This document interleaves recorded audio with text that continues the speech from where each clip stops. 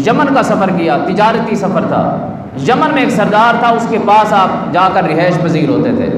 फिर वहाँ पर सामान अपना माल तिजारत बेचते थे, ख़रीदते थे, फिर वापस तशरीफ़ लाते थे। हज़रत अब्दुल मुत्तलिब जब यमन में पहुँचे, उस सरदार के पास जब भी जाते थे वहीं जाके रिहाइश पजीर होते थे। इस मरतबा उसके पास एक पुरानी किताबों का आलिम, जानने वाला वो मौजूद था। उससे मुलाकात हो गई। उसने पूछा कि आप कहाँ से आए? आपने कहा कि मैं मक्का से आया हूँ। कहने लगा कि आप अपना नसब बताएंगे?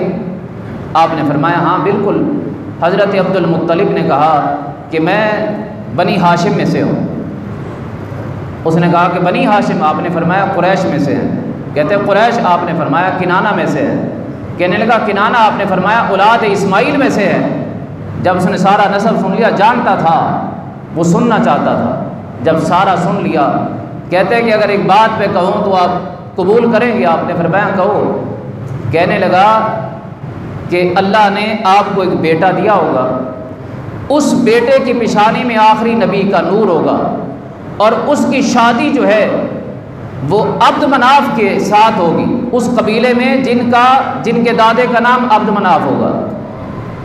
आपने पूछा उसकी वजह क्या है? कहते मैंने कहीं किताब में पढ़ा था कि जो आखिरी नबी तशरीफ़ लाएंगे वो दो मनाफों की औलाद में से होंगे, यानी दो अब्द मनाफ, उनके ख़ानदान में से माँ की तरफ से भी एक मनाफ होगा और बाप की तरफ से भी एक मनाफ होगा। फरमाया मैंने पढ़ा था कि दो मनाफों की औलाद में से वो आखिरी नबी तशरीफ़ लाएंगे। अपने उस बेटे का निकाह जिसकी पेशानी में नूर चमकता हुआ देखते हो, उसका जो है अब्द मनाफ के ख़ानदान में रिश्ता करना। हुज़ूर सल्लल्लाहु अलैहि वसल्लम के ननियाल और ख़ानदान और आपके रिश्तों के हवाले से भी किताबों के अंदर अल्लाह ने जिक्र फरमाया हुआ था। आप फरमाते हैं कि फिर मुझे मदीना शरीफ से जब ये कबीला मिला, अब्द मनाफ बिन ज़ोरा, ये हज़रत आमिना का ख़ानदान है। हज़रत आमिना का ख़ानदान है। आमिना बिन तवाब बिन अब्द मनाफ बिन ज़ोरा, जिसको अंसारा भी कहते हैं। तो आपका फिर यहाँ रिश्ता हुआ।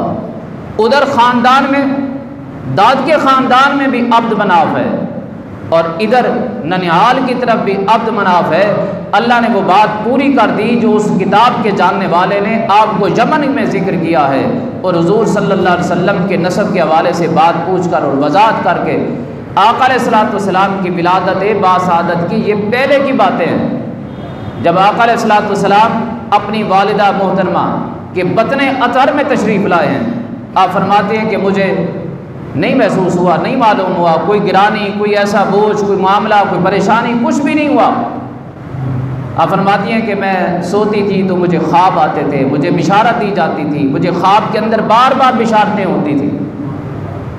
तो जब मुझे बिशारत दी गई कि आप हामिला हैं, आपके पेट में आने वाला बड़ा मुबारक है, आप फरमाती हैं कि तब मुझे वाज़ेह हुआ कि ये बिशारतें किस चीज़ की थी और किस बात की थी।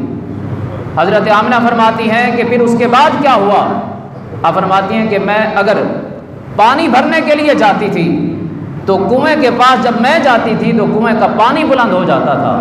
आप फरमाती हैं कि अगर मैं साए के लिए किसी दरख्त के नीचे बैठती थी और मुझे अगर नींद आई है, मैं लेट गई हूँ या मैं बैठ गई थक कर, आप फरमाती हैं कि अगर धूप आने का ख़तरा होता था तो दरख्त अपनी शाखों को और मज़ीद जो है आगे की तरफ झुकाव दे देता था ताकि इनके ऊपर जो है वो धूप नहीं आनी चाहिए। हज़रत आमिना रज़ी अल्लाह ताला अन्हा हुज़ूर की वालिदा मोहतरमा, आप फरमाती हैं कि फिर वो नूर वाले तशरीफ़ ले आए। सुभान अल्लाह, सुभान अल्लाह।